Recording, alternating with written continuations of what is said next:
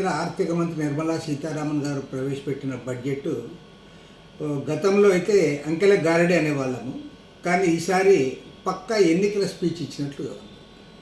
పైగా పదే పదే 10 ఏళ్ల కాలంలో తాము అభివృద్ధి సాధించామని చెప్తూ వచ్చారు. ఈ బడ్జెట్ గురించి మాట్లాడాలంటే 10 ఏళ్లుగా వారు ఎంతో అభివృద్ధి సాధించినట్లుగా, ప్రత్యేకించి మహిళలు, పేదలు, యువకులు, రైతులకు ఒక టార్గెట్ చేసి వారి కోసం కార్యక్రమాలు ప్రవేశపెట్టినట్లుగా చెప్పింది.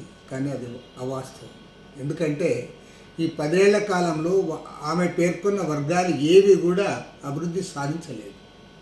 రైతులు ఇప్పటికి కూడా అప్పుల పాలయ్యారు, అప్పుల్లో ఉన్నారు. గిట్టుబాటు ధరలు కూడా వాళ్ళకి లభ్యం కావడం లేదు. ప్రభుత్వం ఇస్తున్న 6,000, 10,000, 13,000 రూపాయలు ఏ మూలకు చాలదు. వారి అభివృద్ధి జరగలే. ఇప్పటికీ ఆత్మహత్యలు కొనసాగుతూ ఉన్నాయి. తర్వాత యువకుల గురించి చాలా గొప్పగా చెప్పింది ఆమె. యువకులకి మీరు 2014 ఎన్నికలు చాలా క్లియర్గా చెప్పారు.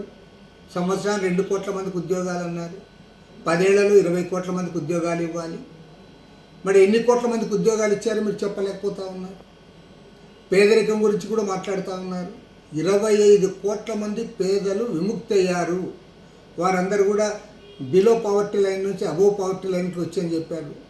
మరి 25 కోట్ల మంది పేదలందరూ కూడా పైకి వచ్చింటే దేశంలో 80 కోట్ల మందికి ఉచిత రేషన్ ఎందుకు ఇస్తూ ఉన్నారో దానికి వారే సమాధానం చెప్పాలి. వారందరూ పేదరికం నుంచి బయటపడి ఉంటే వాళ్ళకి ఉచిత రేషన్ ఎందుకు ఇస్తూ ఉన్నారు? వాళ్ళు పేదరికంలో ఉన్నారు కాబట్టి ఉచిత రేషన్ ఇస్తూ ఉన్నారు. అదేవిధంగా మహిళల గురించి కూడా మాట్లాడింది. చాలా సంతోషం. ఎందుకంటే ఒక మహిళా ఆర్థిక మంత్రి 6 సార్లు బడ్జెట్ ప్రవేశపెట్టింది. మొరార్జీ దేశాయికి సమానంగా వచ్చింది. మరి మీరు ప్రవేశపెట్టిన బడ్జెట్లో లేదంటే ఈ 10 ఏళ్ల మోడీ పరిపాలనలో మహిళలు ఎవరు బాగుపడ్డారు? వాళ్ళ ఉద్యోగాల్లో లేదా ఆస్తుల్లో ఏ మేరకు వాళ్ళు అభివృద్ధి చెందారు? వాళ్ళు అభివృద్ధి ఏం చెందలే. ఇప్పటికి కూడా కనా కష్టంగా ఉన్నాయి. మొత్తం దేశ సంపదలో మహిళల పేరు మీద ఉన్న ఆస్తుల విలువ 2% మాత్రమే. అదే మాత్రం కూడా పెరగలే.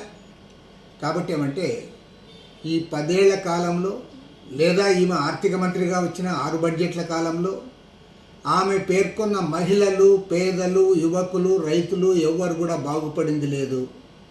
అంబానీలు, అదానీలు లబ్ధి పొందారు. కార్పొరేట్ సెక్టార్ లబ్ధి పొందింది. అందుకోసం వాళ్ళు అన్ని టీవీల్లో వాళ్ళు కూర్చొని ఈ బడ్జెట్ బ్రహ్మాండంగా ఉందని వాళ్ళు పొగుడుతూ ఉన్నారు. ఆంధ్ర రాష్ట్రానికి అసలు ఆంధ్ర రాష్ట్ర ప్రస్తావనే లేదు. రాష్ట్రానికి చేసింది లేదు. పార్లమెంట్లో ఇచ్చిన హామీలు కూడా నెరవేర్చలేదు. కాబట్టి ఏమంటే ఈ భారతీయ జనతా పార్టీకి రాబోయే పార్లమెంట్ ఎన్నికల్లో దేశవ్యాప్తంగా ఈ వర్గాలన్నీ కూడా తగు రీతిలో బుద్ధి చెప్తాయని చెప్పి ఓడించాలని చెప్పి కూడా కోరుతూ ఉన్నాము.